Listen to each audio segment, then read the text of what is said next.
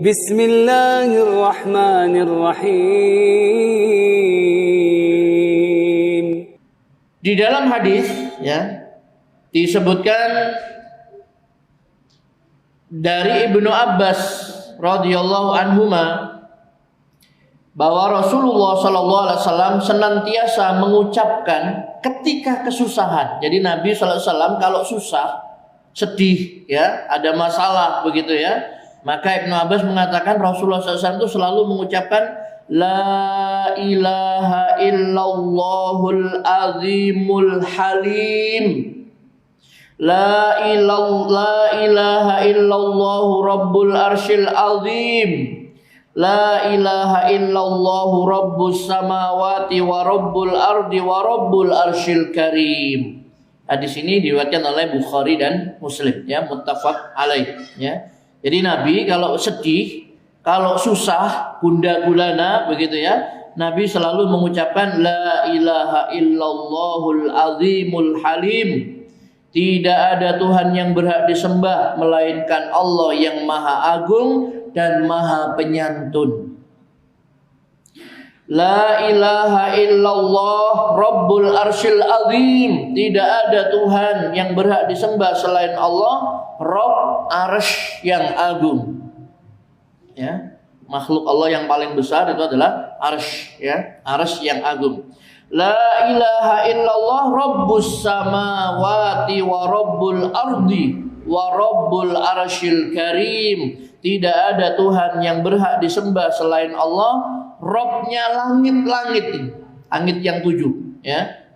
Kemudian Rabbnya bumi dan Rabbnya arsy yang maha mulia. Hadis ini diriwayatkan oleh Bukhari dan Muslim. Nah, ini salah satu sunnah Nabi ya. Jadi panjenengan Bapak Ibu sekalian mungkin pernah nanti ada masalah yang menimbulkan kita itu susah, sedih, bingung, gundah gulana, baca ini. La ilaha illallahul azimul halim.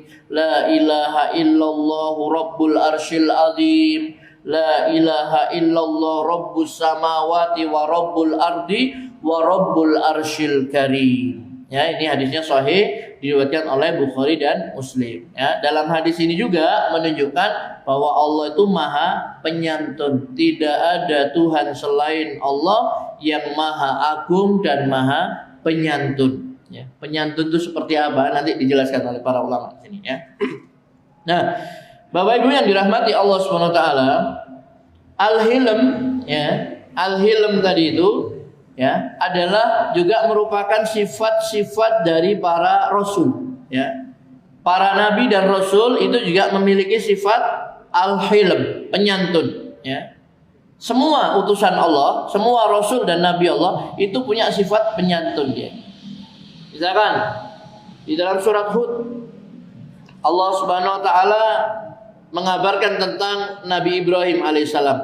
Inna Ibrahima lahalimun awwahum munib. Sesungguhnya Ibrahim itu benar-benar seorang yang penyantun, lagi pengibar dan suka kembali kepada Allah. Inna Ibrahim lahalimun awwahum munib. Ibrahim itu adalah seorang yang penyantun, lagi pengiba dan suka kembali kepada Allah. Pengiba itu orang yang gampang walas asih gitu loh, ya. Gampang kasihan. Kalau orang Jawa bilang tuh gak mentoloan. Nabi Ibrahim itu orang yang sifatnya itu enggak tegoan gitu loh, ya. Seperti itu. Dan beliau adalah seorang yang sangat penyantun, ya, sangat penyantun. Itu Nabi Ibrahim alaihissalam, ya. Nabi Ibrahim alaihissalam. Begitu juga dengan putranya Ismail, ya. Allah kabarkan bahwa putranya ini Ismail ini dia juga punya sifat halim, ya. Fabasyarnahu bighulamin halim. Maka kami beri dia kabar gembira dengan seorang anak yang sangat sabar, penyantun. Yaitu yang dimaksud adalah Ismail alaihissalam. Nabi Ibrahim diberikan kabar gembira oleh Allah SWT akan mendapatkan seorang anak yang sangat sabar, ya. Jadi fabasyarnahu bighulamin halim. Itu menunjukkan apa? Nabi Ibrahim, Nabi Ismail itu juga punya sifat hilm, sabar, penyantun, ya. Allah Subhanahu wa taala di dalam dalam surah Shaffat ya Bu ya, surat As-Shaffat ayat 101 ya, maka kami beri kabar kabar gembira dengan seorang anak yang sangat sabar ya, yaitu Ismail maksudnya. Dalam surat Hud ayat 87 Allah berfirman, qalu ya Syu'aibu as-salatuka ta'muruka an natruka ma ya'budu abauna aw naf'ala fi amwalina ma nasya' innaka la antal halimur rasyid.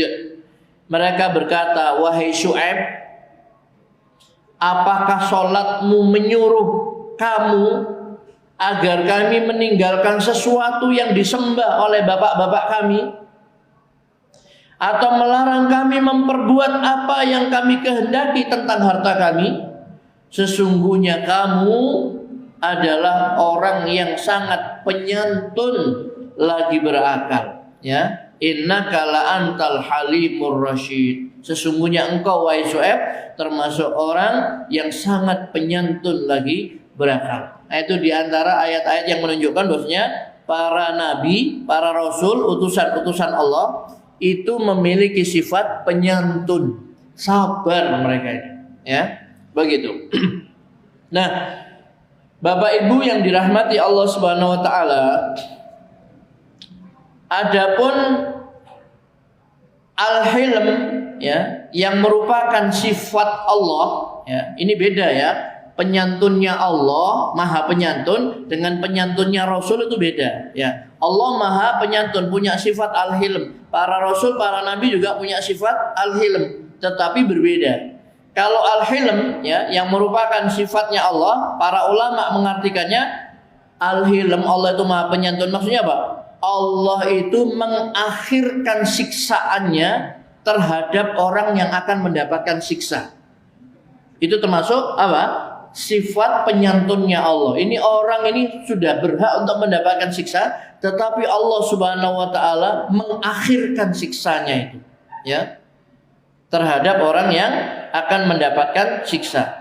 Yaitu maksudnya Allah mengakhirkan siksa bagi sebagian orang yang akan mendapatkannya, kemudian boleh jadi dia menyiksa mereka dan boleh jadi juga dia mengampuni mereka. Karena Allah itu Maha Pengampun, ya. Begitu. Dan bisa juga Allah mempercepat siksanya bagi sebagian mereka. Ya, itu penjelasan dari para ulama tentang sifat al-hilmnya Allah Subhanahu wa taala. Jadi Allah itu tidak langsung menyiksa, mengadab orang yang dia ini sudah berbuat kezaliman, kerusakan di muka bumi, langsung disiksa oleh Allah. Ya.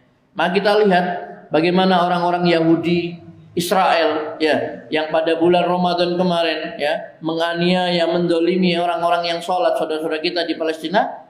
Mereka tidak langsung sama Allah SWT diadab, misalkan langsung dimatikan atau mau disiksa dan lain sebagainya, enggak.